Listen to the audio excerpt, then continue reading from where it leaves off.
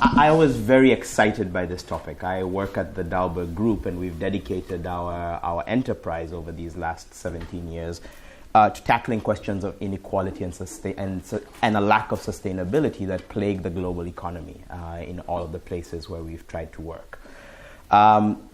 In part because of the sheer wasted potential that particular dynamic represents. Billions of people excluded from attaining their dreams and living lives of meaning and purpose just by virtue of the way that we have chosen to structure our human affairs. And so this is a particularly interesting topic for me, particularly coming at the end of or during the course of this week here at Skoll. I don't know how many of you were at the award ceremony yesterday, but I found it really inspiring seeing each of these social entrepreneurs stand up and talk about ways that they are using tools, time, talent, treasure to tackle some of the challenges facing society. It can be very inspiring watching all these brains, all of these passionate people having an impact. But something that was said by the very last awardee, Bright Simmons, a good friend, he told this story about the antisocial entrepreneurs. I don't know if you caught that. And that struck a chord with me. Because on the one hand, I was sitting there thinking, with such a hall full of impassioned, caring people wanting to make the world a better place, why are we still struggling with the system as it is? And could it be, as in part alluded to by Bright, that there's an equally passionate group of antisocial entrepreneurs? And to some extent, yes, that is true.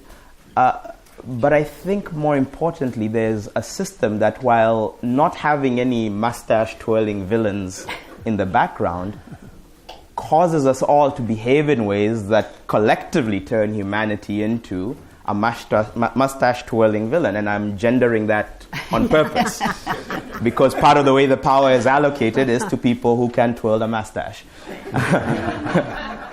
And so hopefully we can have a discussion today about that system. How it works, how, why, and what it does, and what we can do about it. And I cannot think of a better set of guides for that discussion than our three panelists today. Kate, Roger, Shamika will each take a strand of that and tease it out. I will not attempt to in any way summarize or give an overview of their extensive resumes and qualifications. I will pick the wrong ones to highlight, and you are all very literate. So I would urge you to look them up, and I know that their comments and presentations will speak for themselves.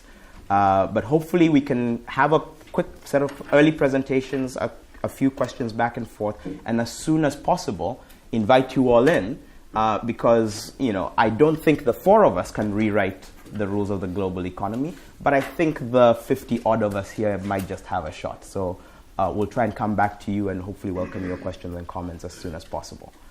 And with that, it's early in the morning. Breakfast is a bit further behind us. Hopefully we've all brought in some coffee. So I would like us to start with a donut to accompany it. And Kate, why don't you do the honors? Thank you. Thank you very much. Great. And it's a real pleasure to be here. Is the slide up? No? Yes, great. So I'm going to talk about donuts. Don't eat too many donuts. We know they're not good for us. I'm going to introduce you to the one that may well turn out to be very good for humanity in the 21st century. If we're going to rewrite the rules of the system, well, first we need to figure out what it is we're trying to do. With a clear purpose. I want to start with purpose. And so I offer you a donut that gives us purpose for the 21st century. So imagine humanity's use of resources radiating out from the middle of this picture. That means the hole in the middle is a place where people are left falling short on the essentials of life. Without the food, water, healthcare, education, political voice, housing, access to energy, income, every social right that people the world over have to lead a life of dignity and opportunity and community. It's the wasted human potential that James was talking about. We want to leave nobody in that hole. I crowdsourced those 12 dimensions from the world's governments. They are the 12 social priorities in the SDGs, which means that all the world's governments have already agreed that all the world's people have a claim to meeting these essential needs.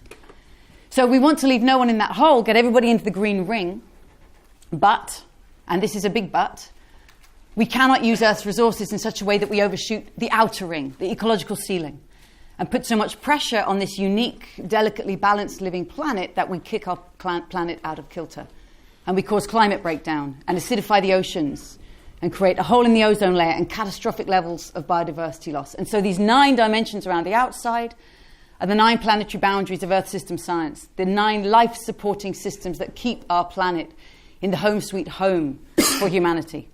Put those 2 together, and this is a compass for meeting the needs of all people within a thriving, living planet. If that's a compass, you want to know where we are. We want the KPIs, right? And all that red shows you where we are. The red in the middle shows the extent to which people are falling short on the essentials of life. You can see the little red wedge of food at the top. It moved 11% of the way to the middle of the circle because 11% of people don't have enough food to eat every day. But you can see on every one of those dimensions, there are millions, indeed billions of people falling short on life's essentials. We want to eliminate that red from the middle of the circle so everyone meets the social foundation. But simultaneously, we have already overshot the ecological ceiling on climate change, biodiversity loss, excessive fertilizer use, land conversion. So this is a selfie of humanity in these early days of the 21st century.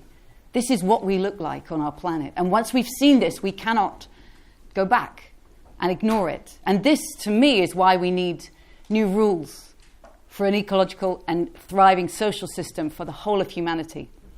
But we can't just jump into writing rules. If you're going to write rules, you need to know the dynamics that you wish to bring about. So I'm not actually going to talk about rules. I'm going to talk about dynamics that I think underpin any attempt to put a rule on it. And I want to talk about 3 dynamics that I think we most need to shift from the 20th to the 21st century. So, never travel without hosepipe. The first dynamic is that we have a degenerative, linear economy. We take Earth's materials, stuff them in the pipe of production, make them into stuff we want, use it for a while, and throw it away. And this is cutting against the cycles of the living world. We need to bend those arrows around and reuse Earth's resources so that there's no such thing as waste. It becomes food for the next process. An economy that runs on sunlight instead of fossil fuels. So we need to move from degenerative to regenerative economic systems. Some call it the circular economy, the cyclical economy, regenerative design. The second dynamic is that we have inherited, thanks to 20th century technologies and institutions, we have inherited economies that centralize the returns of economic activity in the hands of a 1%. And we need to transform that into an economy that's no longer centralizing, but rather an economy that is distributive. Woo! There we are. This is what we want to look like. So, do it again. So think 20th century fossil fuel for energy, 21st century renewable energy, a web all over the world of solar panels and wind power. 20th century production in one big factory where the workers come and get paid a wage and the returns go to shareholders.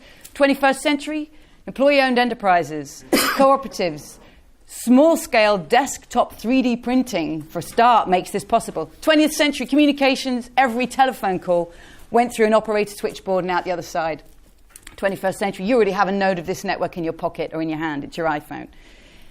And then 20th century, indeed, from the 15th century, knowledge was handled in patents and copyrights, intended to share ideas, but as we know, they've actually been used to block and prevent competition and innovation. Now we've got the Creative Commons open source world. This is an unprecedented opportunity for humanity. So we need to transform from centralized to distributive. And then the last one, the hardest one, because we're so darn addicted to endless growth, right? Every government speaks of its economy's future as progress, as ever-rising GDP growth, no matter how rich an economy already is. I'm sitting next to James in Kenya, right? The Kenyan, absolutely, we want to see the economy of Kenya grow so that it can meet people's needs. But I'm sitting here in one of the richest countries in the world, and still our government too here is obsessed with further and endless GDP growth. I believe we need to move this century from being growth addicted to becoming growth agnostic, so that economies actually start to grow up, so that we stop having institutions that are financially, politically, and socially addicted to endless growth, and that we can actually instead have economies that learn to thrive. This, I think, is the existential economic question of the century. So I'm just going to leave it at the level of design ideas and leave it to others to propose the kinds of rules through markets, through regulations, through collaboration, through the commons that could bring this about. I'll say one more thing, though, that I wrote a book about these ideas almost 2 years ago. It's very well to put ideas in play. What we really want to see is practice. And I'm now focusing my work on working with others to put these ideas in practice, with teachers who want to teach these ideas in schools, cities working with the C40 to bring these ideas into the design of cities, governments, community organisations, tech disruptors. So if that's of interest to you, I'd love to talk to you later about how to turn these new dynamics of the economy into practice. Thank you very much. Thank you.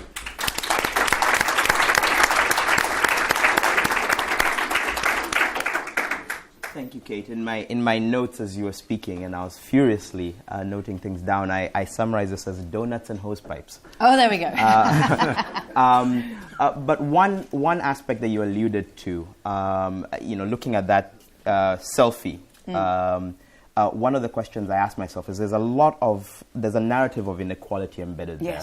And one you alluded to as well, it's a dimension of inequality both within and between societies. Mm-hmm.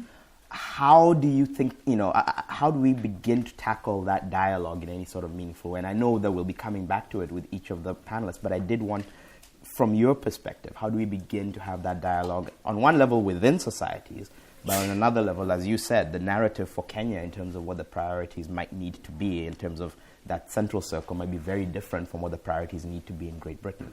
How do we have that conversation in some sort of structured way? I think we need to start having conversations in some of the world's highest income countries, moving the narrative from growth to thriving. Yeah. I hear a few very courageous politicians start to talk like that. Mm-hmm. I'm working with the C40 who are launching a Thriving Cities initiative to talk about what does it mean for a city to thrive, to shift away from the idea that our well-being lies in endless growth, because it doesn't. In our own bodies, we call that cancer. Yeah. Our own bodies health lies in balance. Yeah. And I think we need to move from the human body to the planetary body and think of moving into balance. The reason why so many high-income countries find this incredibly hard is because, as you just said, they're extraordinarily unequal too. Yeah. And so the idea that, betterment would always come from endless growth. Actually, it needs to come from redistributing not just income, but the opportunities to generate wealth. And that, for me, is that potential lies here. Redistribute the sources of wealth creation. Right. That's what we've got to do. I was mistaken. Donuts, hosepipes, and funky toys. Thank you. So we hear a bit about the system and that selfie. Roger, you have some ideas on how that selfie came to be and how it perpetuates itself. Yes. And I will start, if this will go up. Can you put mine? Oh, thank you. So what is that? That's something that's very familiar to all of us, is normal distribution. We call it a normal distribution because it occurs so often in human endeavors and in nature and in other systems. So height among males is normally distributed, among females is normally distributed, intelligence is normally distributed. So we tend to think that most things are normally distributed, unless proven otherwise. And I would argue that it is a fundamental belief about the economy, that it produces results like this, normally distributed. In fact, I would argue that democratic capitalism is based on a premise that this is the distribution. We say you can only develop as a country when you have what? The rise of a large middle class. Well, that's the bulge in the middle of the normal distribution. And then, of course, there are rich people who hopefully we tax higher, and there are poor people who we provide more resources to, and that is I would argue, the conception of the modern economy.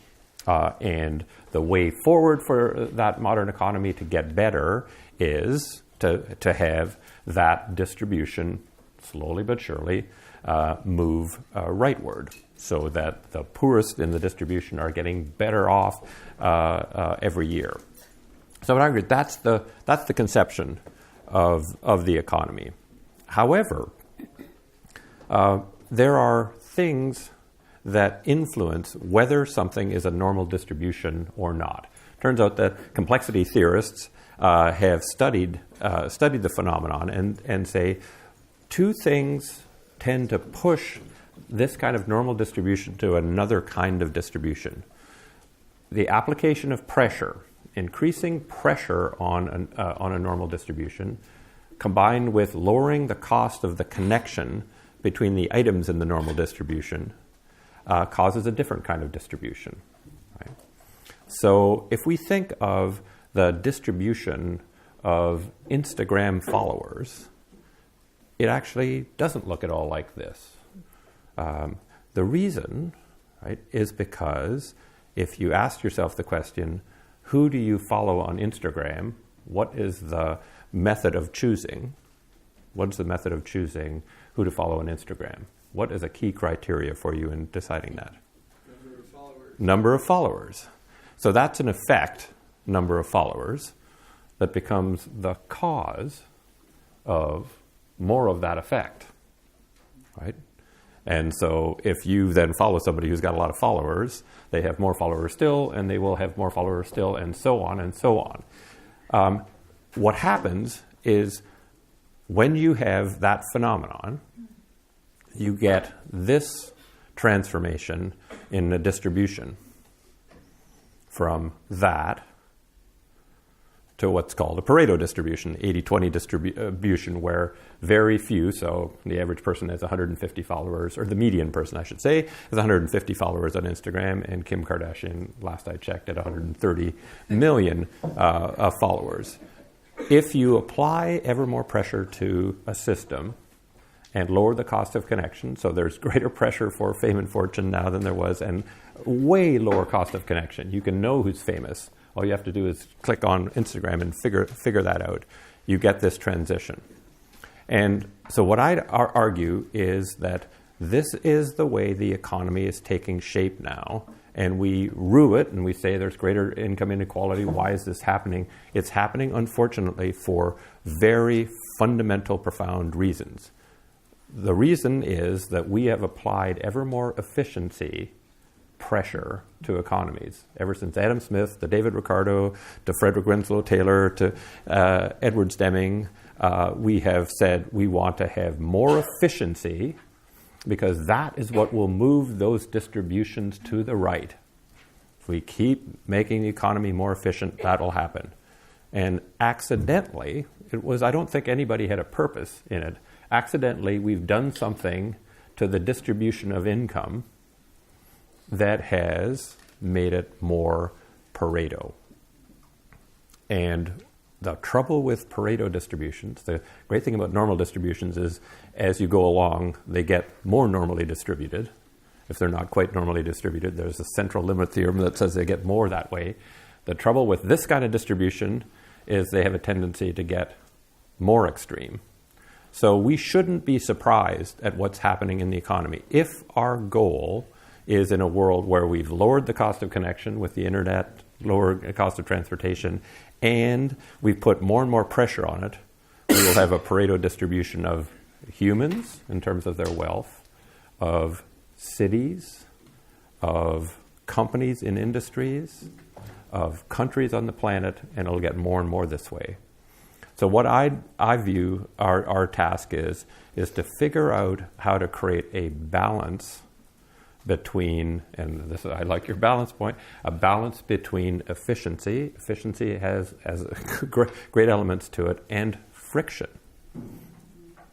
Friction has been a bad thing. We've taken friction out of the system by lowering trade barriers, deregulating industries, because we believe that friction is bad and efficiency is good. Full stop. If you just read anything that's written in economics and whatever, the implicit assumption, whether it says it so, is we got to get rid of friction and increase efficiency. Sorry. That's getting us that curve, and it'll get us that curve to a greater extent with each passing year, which I think will, in the end, undermine this wonderful thing of democratic capitalism, unless we start to figure out how to put enough friction in economic systems to get a curve that is more normal than Pareto. Thank you, Roger.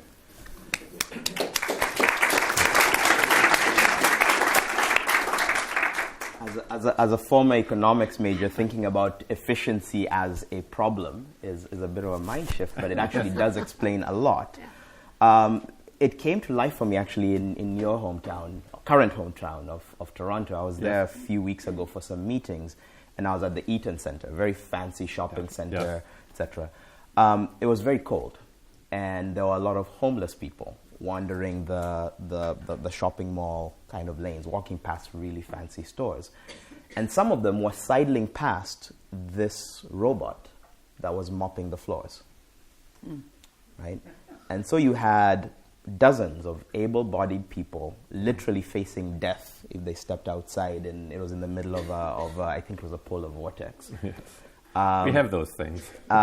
Unable to earn an income, essentially rendered or viewed as valueless by our very efficient system. Yes. And a very expensive machine, yes, still cheaper than an employee doing that work. Yeah. Now, every decision that led to that was a rational decision, yep, by an individual actor.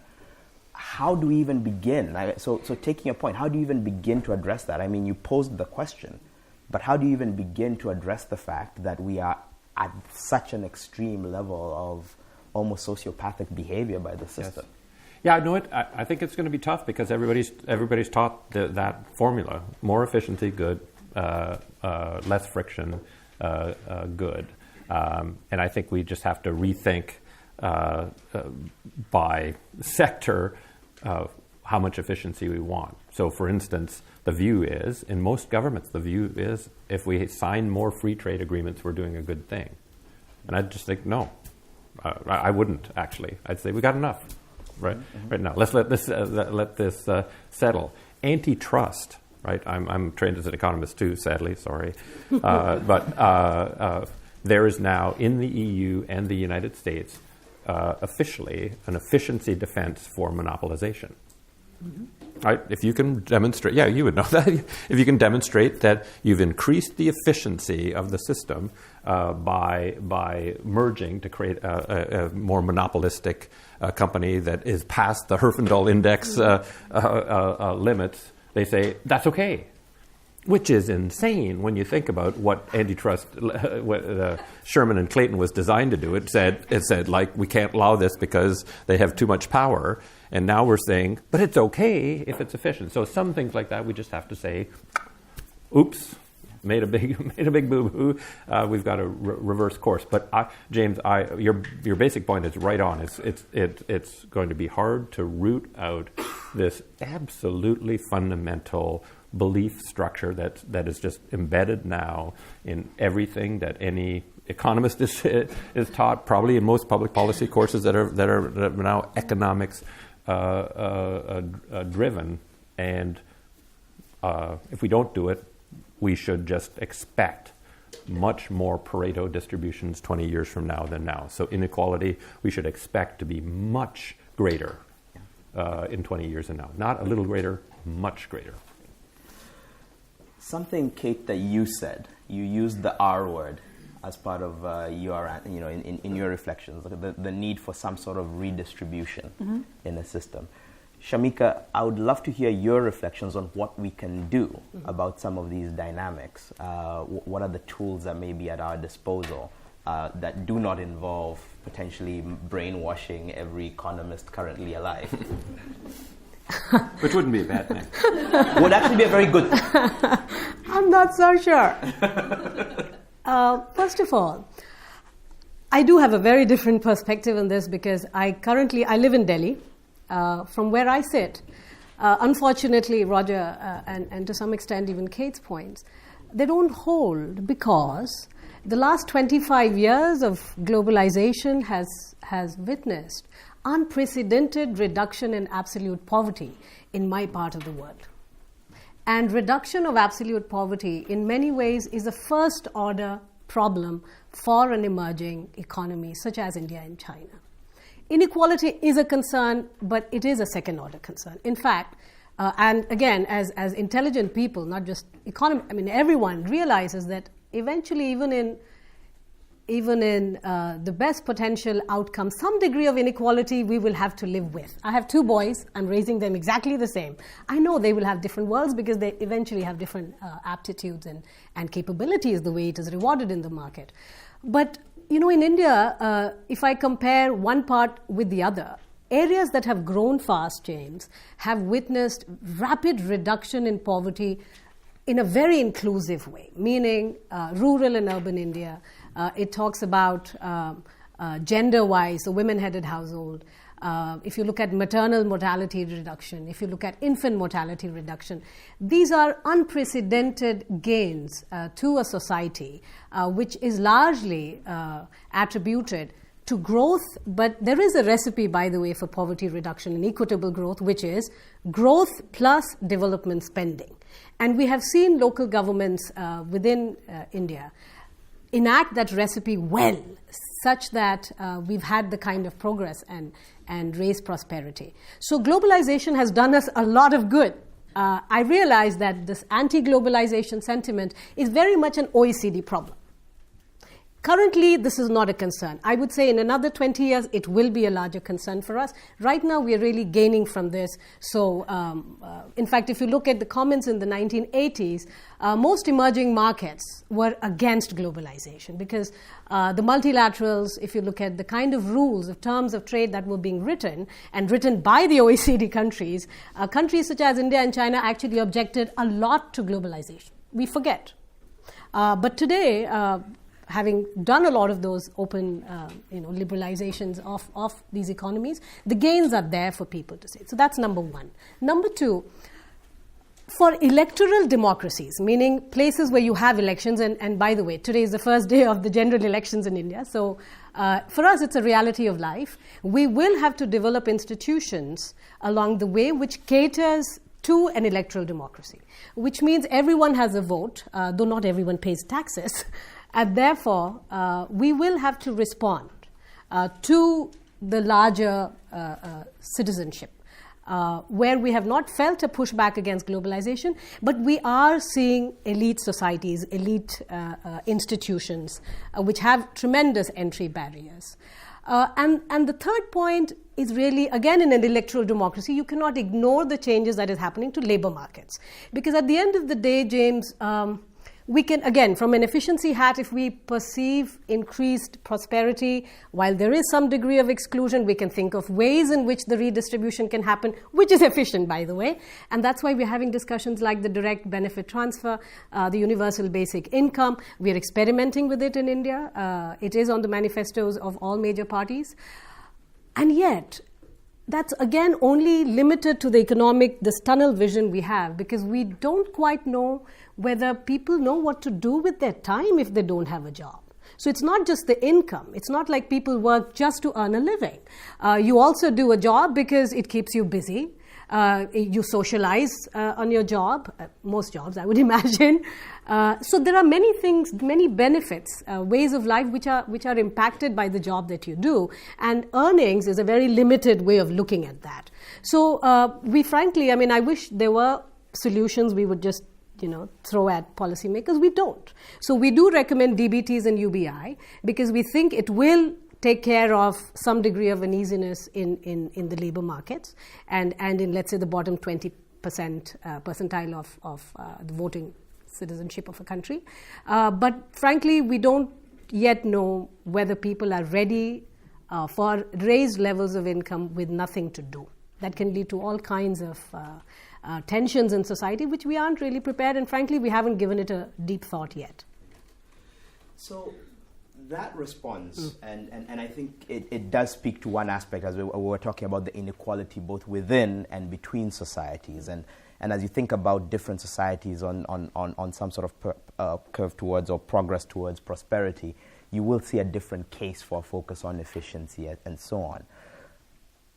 I do struggle with the fact, though, that seems to wrestle a lot with Kate's inner boundary, the whole question of inclusion and prosperity. It doesn't deal with the outer boundary, right? The whole question of what are the ecological limits that we're running up against. And those affect developing countries in particular on two dimensions. One, we are bearing the brunt of the heaviest effects of climate change and ecological damage. And two, particularly the faster growing economies are the more rapidly growing contributors to that same dynamic. Hugely unjustly, because of course others have had the benefit of centuries to grow rich while polluting to their heart's content. But how do you reckon with that? How do you balance those two boundaries or those two priorities in a sense without saying, yay, globalization, we'll all be rich but we'll choke and drown? Well, I think that's where economics has something to contribute, yeah. Which is beyond what's right and the moral aspect of it. I think there are financial instruments. I mean, we have to begin to think of monetizing the gains from clean energy. Yeah. And someone has to pay for it. We have to therefore come to the table, and we do have now let's say the Global Solar Alliance. You have innovations such as this, where the emerging markets are taking leadership in terms of getting countries together to recognize that, look, perhaps we can trade out of this bad equilibrium. Yeah. Perhaps, and again, while you mentioned emerging markets are contributing, but again, in per capita terms, it's nothing. An average American pollutes maybe 1,000 times more than an average Indian. And at the end, we need to be able to figure out those terms of trade, because these are global public goods, right? Clean air is a global public good, and we should be able to go back to the coarse understanding of public goods and pay for it collectively. Yeah. Well, the question is, what is that authority that that is able to demand and extract at an international level to make that system work? Kate, Roger, both of you, Shamika's point was, to some extent, if I was to oversimplify, that some of these concerns are quote-unquote first world problems. Your response? Well, I would say a stable climate is a global public good, but clean, healthy air is a very, very local public good. And yes, there's been a very significant reduction in income and food and educational poverty in India, but India's got one of the most polluted airs in the world, massively degraded soil, water. I mean, you know this. Water running out in many states. So the ecological and social are so deeply intertwined. Locally, the solutions have to be both regenerative and distributive. I would say, actually, the donut dynamics that I'm putting forward apply so profoundly to many middle and lower income countries today. I would never call them developing. I think we're all developing countries now. This is not a developed country. This country lives way beyond its means, and we need to transform. So I think that I don't understand why you would say that what I'm showing doesn't apply to India. I think actually it very significantly applies to countries like India and China and Kenya that see that they massively need to reduce people's poverty, but they're already, both locally and globally, putting pressure on the fundamental earth system resources on which all well-being depends. So I think far ahead of high-income countries, they're going to recognize the deep interdependence. China talks about an ecological civilization. I would love to hear the European Union or any OECD country talk in such holistic terms about what well-being is. I think it's going to come from countries that actually recognize the interdependence right now. Great. Yeah, I guess.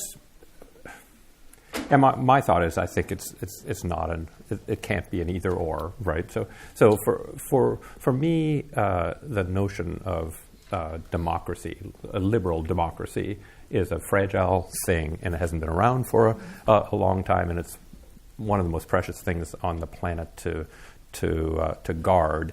And so I worry, in a Pareto distribution, 51% of people are not going to vote for whatever the system is, right? They're going to vote for something else, and every time citizenry has gotten, discouraged and vote for something else, they don't end up liking the something else, whether it is Communist Russia, the National Socialist Party in Germany. So I sort of have a fear of not having liberal democracy protected, and that's why I care as deeply as I do about going Pareto.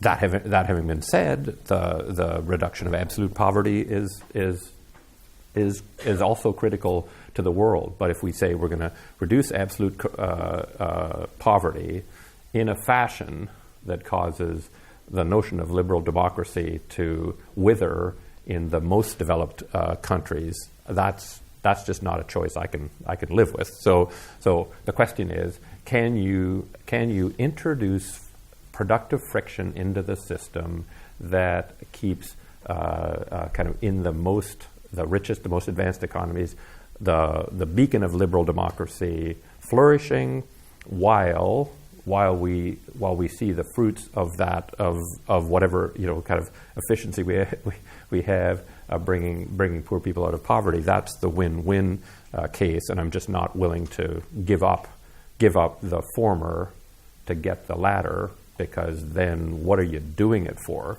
You're helping people get out of absolute poverty so they can live in a tyranny. That's not a win.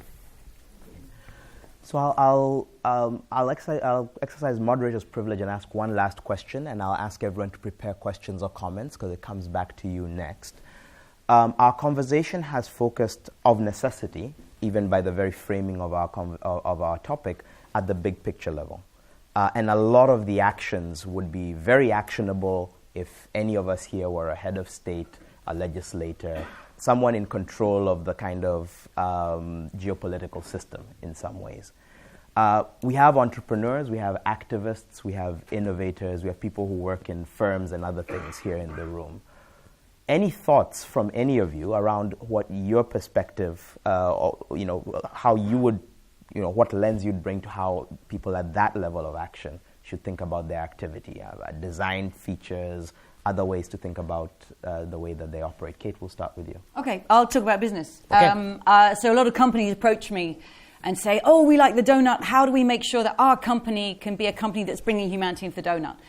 And I say, we can talk about your product. If you want to talk about how you made your phone and how much the people who made the phone were paid or the resources that went to the phone, you can talk about making, this is an iPhone, this is a fair phone.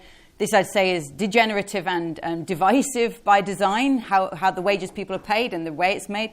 Fair phone, I'd say, is aiming absolutely to be regenerative and distributive, mining minerals without exploitative labor and reusing the parts. So totally different designs of the phone. But I say to the company, I don't actually want to talk to you only about the design of your products. I want to talk about the design of your organization itself. Because the design of your organization determines what you can be and do in the world. And there are 5 design traits that I use to understand, like a detective, any enterprise in the world. First, it's purpose. What have you purposed yourself to do? Secondly, how do you network? Who your relationship with your customers, with your suppliers, but also with you may call them competitors. They may turn out to be your allies for transformation. Thirdly, how you govern yourself. The principles, the rules, the practices, the incentives internally, the metrics by which you judge success. But now let's get down to the serious stuff. How are you owned? Because whether you're owned by a family or entrepreneurs or venture capital or shareholders is going to profoundly shape the ultimate driver, which is how you're financed. And whether that finance is extractive, 20th century finance that says, I want high returns fast, or whether it's actually generative finance that say, I'm investing in you for social and ecological transformation with a fair financial return. So to me, those 5 traits of purpose, networks, governance, ownership, and finance are the design traits that we need to get right for 21st century enterprise if it is indeed going to be regenerative and distributive by design in what it does in the world.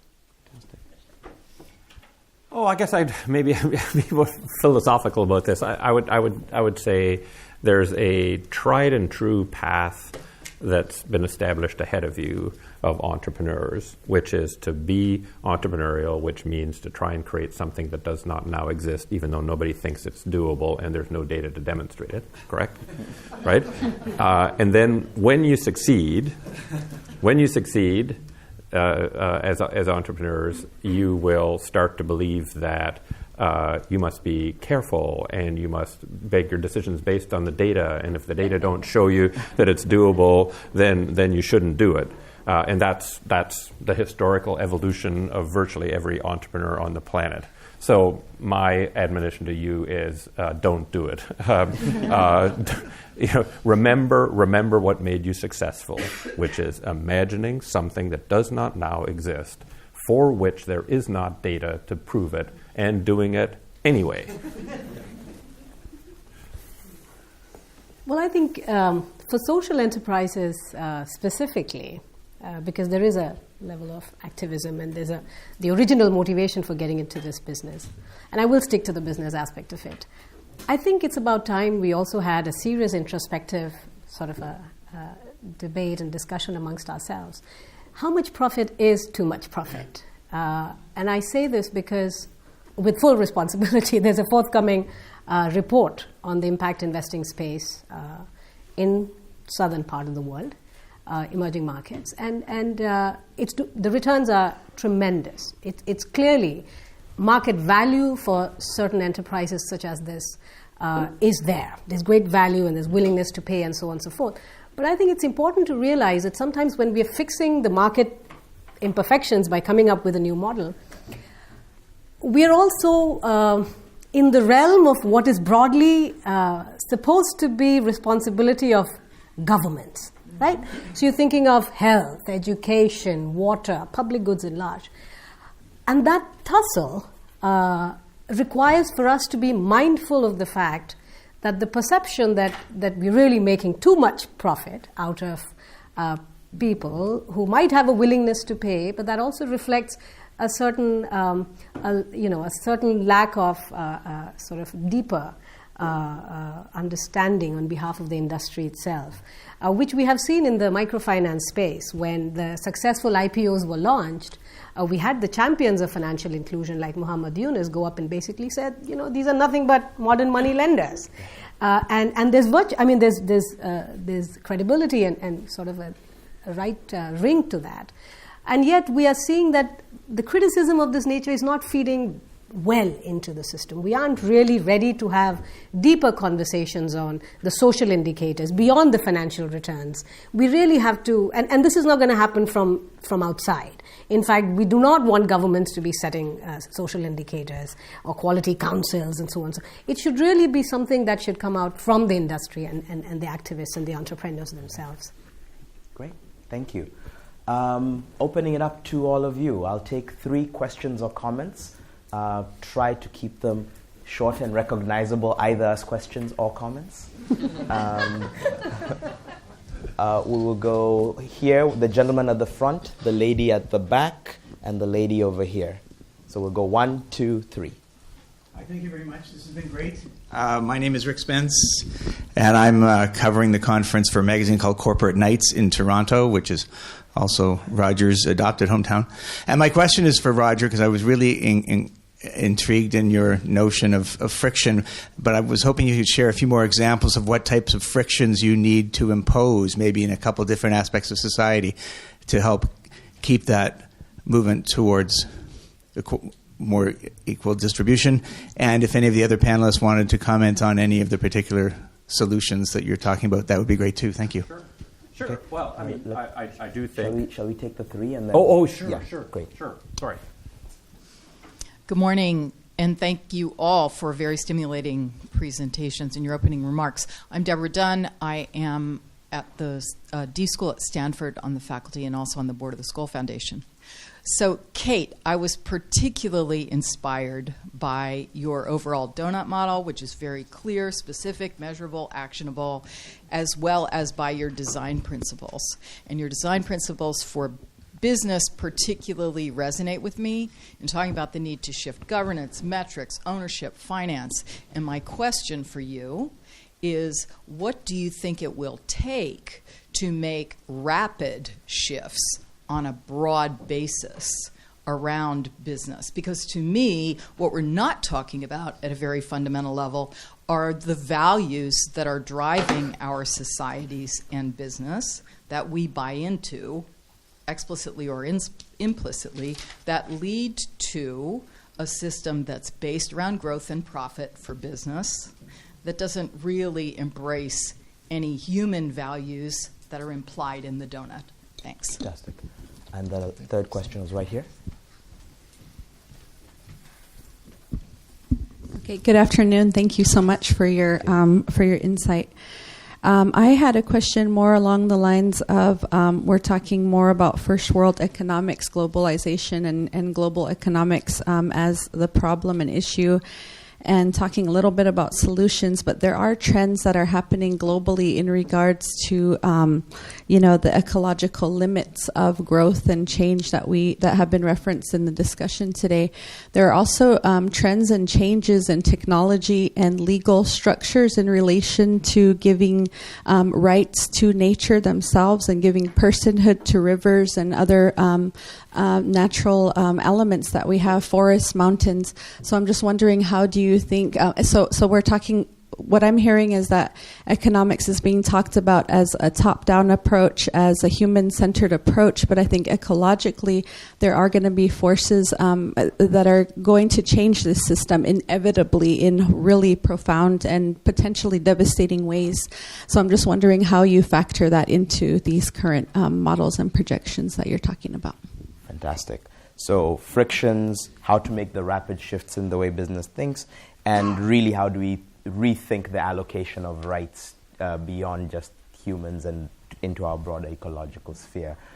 Shall we just proceed in that direction? Kate, starting with you. Sure, okay. Thanks for the question about how do we make massive, rapid shifts. I gave the 5 design traits of business: purpose, networks, governance, ownership, and finance. I'm going to go for the top and the bottom. So purpose. What are we doing? And I think we need to transform our purpose, and that comes from a bigger understanding of how the Earth system works, what prosperity and thriving looks like for people and for the planet. If we don't understand planetary thriving, how on earth do we expect? And that's the problem of economics. We jump in and think we're going to manage the household, as it were. That's the meaning of economics, without understanding diddly squat about how the planet actually thrives. All economists should have to understand the Earth system if they're going to have the gumption to say we're going to manage our planet. So let's start with purpose. What is thriving, and what on earth am I doing running an organization, whether it's a university or a business or a government, that is not purpose for the 21st century? But then I want to jump to the bottom as well, finance. To me, it comes back to the design of finance. I need a bit of hosepipe again. Finance is designed with this expectation. Capitalism has a system of finance that, designed with compound interest, expects endless accumulation. So the idea of endless growth is at the heart of our financial system. And to me, that's just incompatible with thriving on a holistic, regenerative planet. And I think we profoundly need to change not the individual enterprise, but the underlying financial system. So unless we get finance that is aligned with 21st century thriving, we're not going to be able to do it. Great. Can I add one comment on the personhood of? I think it's fascinating. This people so frustrated by, can we use the market mechanism, which is where economics, of course, has told us to go. Use the market mechanism, impose a price, a tax, to protect rivers. And people are moving away from that, saying, I'm not going to use a market mechanism and treat a river as a market entity. I'm going to actually move to citizenry and state and personhood. I'm going to respect the river not as a commodity, but as a living being. And so I'm going to use the rights of the legal framing of rights to give personhood to rivers. It's powerful, but we can't go around labeling. It won't work to go labeling one river at a time, one tree, one ecosystem at a time, personhood. I think I like the notion of Polly Higgins, who's a campaigner for many years on the right of ecocide, recognizing ecocide as a crime. Because we need to, again, start with an understanding of the living planet on which we depend and protect that fundamentally and not leave it at the vulnerability of being managed through market mechanisms which just don't respect living systems. Yeah, I mean, maybe I'd pick up that. I mean, that is, to me, an efficiency obsession point, which is that if we're obsessed with efficiency, we can put a market price on everything and make it run efficiently. And last time I checked, we don't put a market price on love for our children, love for our spouse, duty to country. Like, there's no market for those, so why does there have to be a market with an efficient equilibrium price for everything? So I would concur. And how you do it is the building of a brand new infrastructure, and building infrastructure is hard. So being able to do that will be difficult, but it may well be the only way out of the dilemma you pose. On answering specifically Rick Spence's question. I guess another example of this is just not having really kind of lame proxies for efficiency. So this is what the business world has done. Said, well, efficiency in labor means low labor rates. So it's more efficient to get cheaper workers than not. And efficiency means very low slack. So if you're a retailer, you only have exactly the number of person hours on the floor to serve the customers. Those are measures of efficiency. And a great professor at MIT, Zeynep Tohn's written this great book called The Good Job Strategy, which I'd recommend to everybody, which says if you take a different view of efficiency and say those aren't good metrics for efficiency, you'll be like Costco and pay dramatically above minimum wages, like $20 an hour on average for their floor people. So they don't care about minimum wage because it doesn't enter the equation, and build in 20% slack. Just they say this is how many people we should have, and we'll just have 20% more. What that ends up producing is a fantastic shopper experience where they're served by deliriously happy employees who are having great careers, staying there forever because it's a great career, and their sales per square foot and profitability are in excess of everybody in their competitive set. So part of it is stepping back from efficiency and saying we have to think about it in a more holistic way, and what produces a great result, not these sort of very, very basic meat-axe views of measures or proxies for efficiency. Shamika, any comments? Well, just to back off on, I'm getting a bit uncomfortable with this Economist beating. And that's because, and I'll tell you why. I'll tell you why. We reached peak Economist about 10 years ago. I'll tell you why. This is, I think, one of the biggest myths of this century, that we truly have free markets in the places we believe there are. Yeah. No, I think even most OECD countries, they are captured markets. We do have versions of cronyism. I think we should go back to Hayek.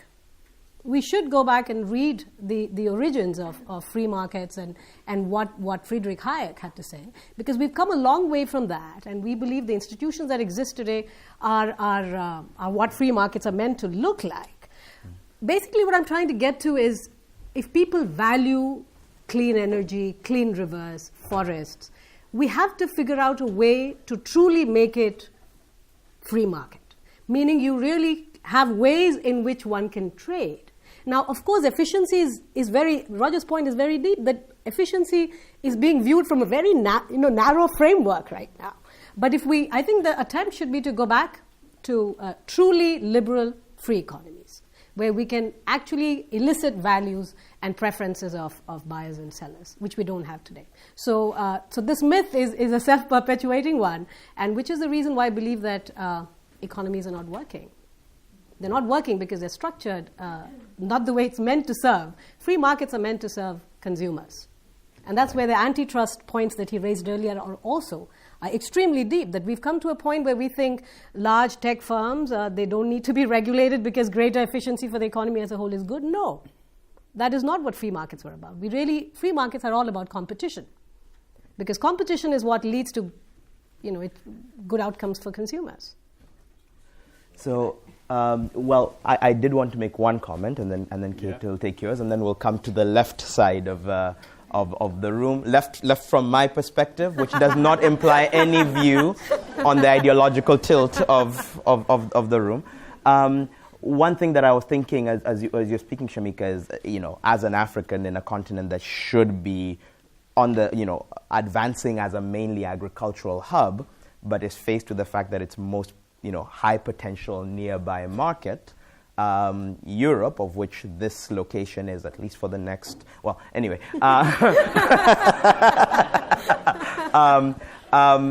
is a deliberately closed market and a deliberately manipulated market, and that a good chunk of African rural poverty is a direct consequence of European rural prosperity. Yes. Or artificially enhanced European rural prosperity. So there is something to that point, but I'm sure Kate is going to point out that there are aspects of Pax Economica that may not necessarily fully hold true.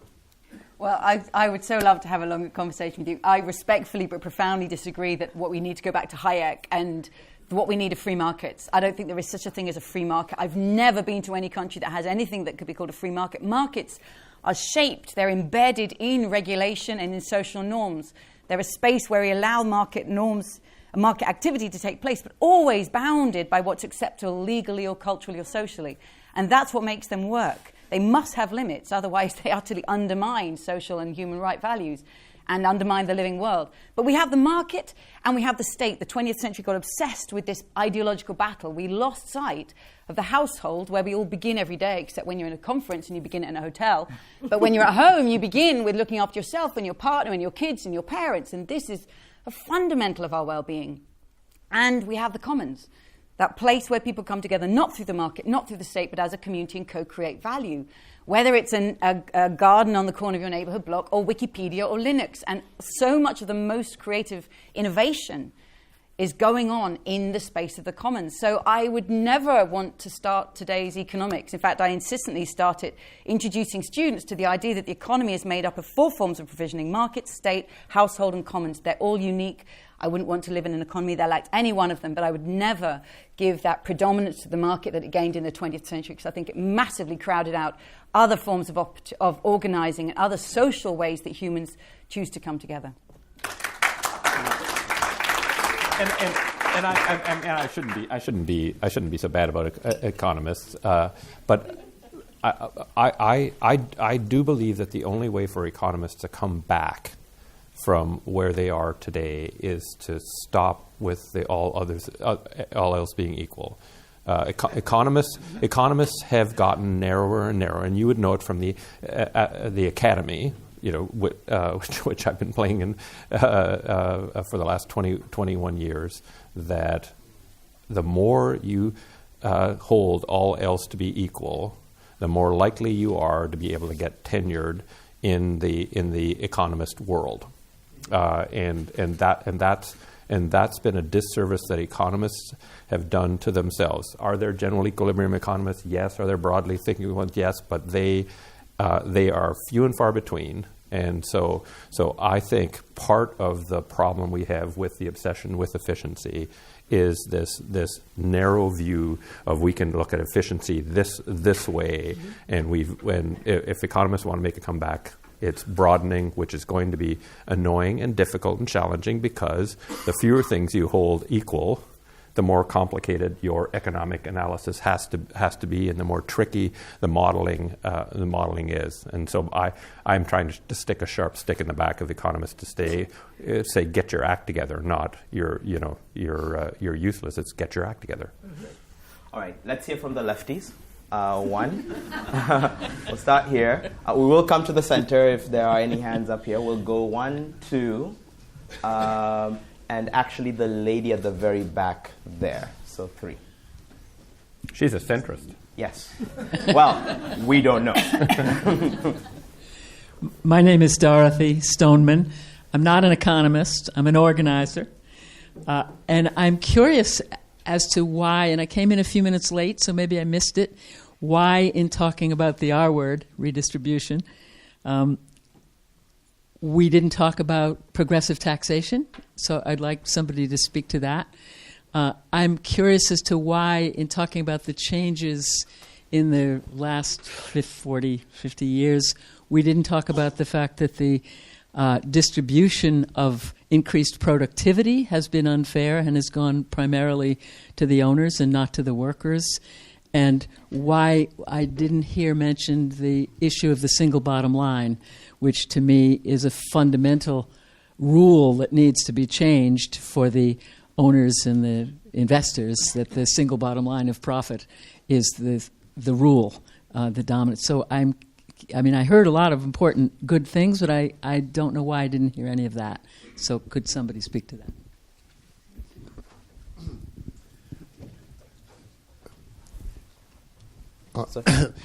My name is Simon Taylor. I'm one of the founders of Global Witness.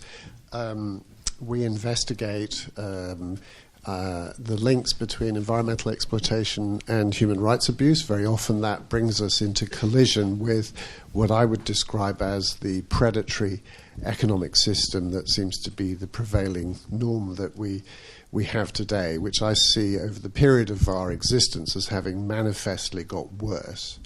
The concentration of more power in the few, the wealth asymmetry and the power asymmetry in the political space that we see exercised through our politicians who, it seems to me, are becoming increasingly corrupted. So just as an observation, it strikes me that we really don't want to have more of Hayek, because it seems to me the natural equilibrium coming out of the Hayek model, once you engage it in the political system, is precisely the system we have got. So I'm very encouraged by what Kate was saying about this balanced economy. I have, I guess, two related questions. One is, I'd love to hear from the panel and anyone else in the room what we can do about this predatory economic system that concentrates power in boardrooms, particularly in very predatory companies like, for example, oil companies that we often end up in fights with, where the predominant model to maximize wealth and value is diametrically now, given the climate crisis, opposed to our collective public interest or the biosphere's interest. What do we do about that? Because the board members are essentially, in a sociopathic way, of oil companies continuing the status quo, and we can no longer afford this. So how do we change that business model? And I think, based on my experience of dealing with oil companies, force them to go into managed decline. So that's one question. Second, really quick one, it's a bit facetious, but do you think economists and others in the socio-political economic space through their academic careers before going into industry and so on should be required as part of their courses to understand or to take ecology, basic ecology units? Because if you had, as an economist in your training, the ability to understand basic ecology, a lot of all the hypotheses that we hear, which are sort of conveniently excluding externalities, it would seem to me, would have to disappear. Noah Gaffney from Trust CoLab. I was just wondering, 80% of people today believe that the system is not working for them. How can we rebuild trust in the system with the common man? Progressive taxation, predatory economics, and rebuilding trust. Shamika, you take the first bite. Well, we did talk about why there is a concept. I mean, we should have a deliberation internally on how much profit is too much profit. And it basically is exactly what you were referring to, which is that there are limits to how much even firms and stakeholders must reward financial gains out of any enterprise. That's first. On taxation, no, absolutely. I mean, those are conversations which are happening. I think they should happen a lot more. But part of the problem is that we are beginning to give up on the fundamental lessons of economics. And we're looking for solutions externally. And Kate, I completely disagree with you because, the property rights are not well defined when we think of commons. Today, most tribal societies, and including if in some of the OECDs, for instance, in Canada, where you have reservations and so on and so forth. Property rights, the way Elinor Ostrom, and I'm referring to now most classical economists because we've talked about solutions to a lot of these problems, and they are fundamentally, they rest on property rights and definitely well-defined property rights, and somehow we seem to accept the current system as an outcome of free markets, which it is not. Because we've really never pushed for institutions to have better defined property rights. And if you don't have well-defined property rights, the terms of trade will be what we have today. As she said, 80% feel left out. Yes, because we have not defined their property rights well. And so it's worth going back to some of those discussions. Externalities, actually, well, we talk a great deal about externalities. In fact, most government interventions, in fact, the policy space is all about externalities because we believe markets do break down. And when markets break down, that's exactly, in fact, that should be the only time when governments really ought to come in. But more on an optimistic, I mean, the way I view things, all of you who are in the social enterprise space are here, innovation happens, new ideas come about, exactly because of the motivations that one foresees from the markets or otherwise. I mean, recognition could be a value in itself. So there are all kinds of outcomes that we put value to. It is not necessarily only financial. So on a very positive note, the presence of such a large group of social entrepreneurs at a forum like this is exactly the kind of innovations that we hope to sort of see for changes in the future. Yeah, I would like to defend Shamika and just ask people on this front, like what's happened here is what's happening so much now in modern dialogue. She used the word Hayek, and focused on one tiny aspect of Hayek that she found that she wanted to highlight as being important. And then she gets slammed for believing that Hayek is right on everything, right? That's modern dialogue, and it's not helpful to actually having it. So just a little bit on the 80%. That's my concern. My concern is in a Pareto distribution, 80% ought to feel that they're disenfranchised. So we've got to fix it. On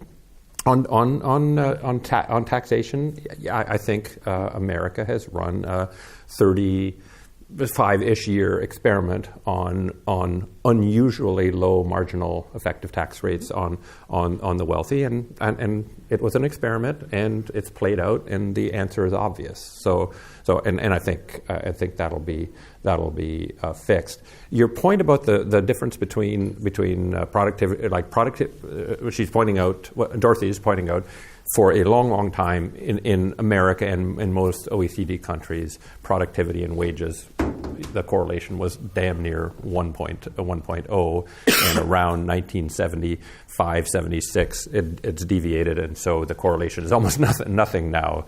Productivity goes up and wages go the same way. That, to me, is the problem that I'm looking at, which is in this efficiency-driven world where people are using short-term metrics for efficiency, companies believe that they can take out of the hides of workers all the productivity gains and everything will be fine. And it's not, right? You get unhappy workers, uncommitted workers. You get this downward spiral, social cohesion, blah blah blah blah blah. All of that stuff. And so it's a challenge. Unfortunately, a whole lot of it is a retail, not wholesale challenge. So companies have got to figure out what Costco figured out and fix that themselves. It's going to be hard to figure out an easy way to mandate that from on high. Although I think there are some ways. There are some ways to think about it, but it's a core problem. I have no critique of economists at all. My critique is of economic theory, and I cannot stand what students are taught today in universities like this one and the world over as Economics 101, because it's the most important language, and Econ 101 is the ubiquitous and most powerful study of economics, because that's what most people study a little bit of. So my beef is the idea that economics starts with the market, supply and demand. That's the reason, because we start there, that's why we call the death of the living world an externality, which is absolutely insane. And it's 100 years since Pigou came up with the idea of externalities. I sincerely believe if he or Hayek or Keynes or Marx or any of them were alive today, they said, "What are you doing? We died hundreds of years ago. Come up with ideas that are fit for your own times." And by the way, we were all rich white northern men, and that meant we only had a rich white northern male perspective on the world. And there's a lot of things that other people see that we didn't see, so bring in more of a diversity. Yeah. So that is my critique of turning back to economists of the past. I think we need to start now with a far greater, richer understanding of the world. And I absolutely agree. Economics means the art of household management. And today, the household we manage is not a single estate, as in Xenophon's time. It's not a city. It's not the nation that Adam Smith worried about. It's the planet. So the art of household management has to start with an understanding of the household. It has to start with Ecology 101. Otherwise, how can we have the hubris to say we're going to manage something that we don't begin to even understand? We have to understand the planet. We have to understand the nature of humanity, not modeling rational economic man, but the richness of and the complexity embedded in every human. Yes, we're competitive and we're collaborative. How do we best harness this strange dichotomous human being to actually bring about good collective ends? So, to your point, Dorothy, redistribution. I want to dream higher. I want to go for what I think James was describing as what do entrepreneurs do? They have a big idea that they have no data for it and everyone says it's impossible. I want to go for one of those on the collective scale.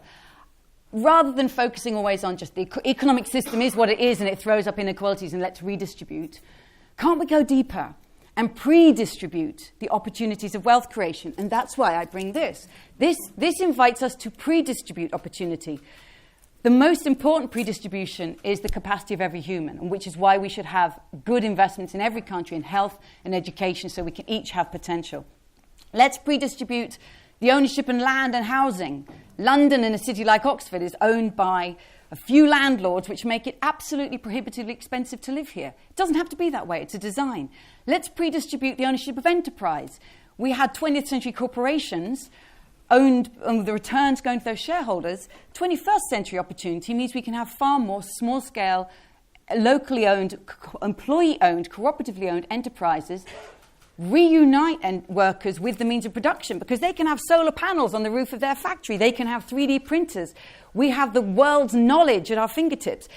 This is my hope for much of Africa and much of Asia, that people can work locally in small-scale, globally connected organizations, because we've got technologies that never existed before. This is an amazing opportunity. So let's not just redistribute the returns of a deeply unequal 20th century industrial economy. Let's redesign a pre-distributed opportunity that generates wealth far more widely. That, I think, is an opportunity we have to seize. I'm in. Thanks. Cool. James,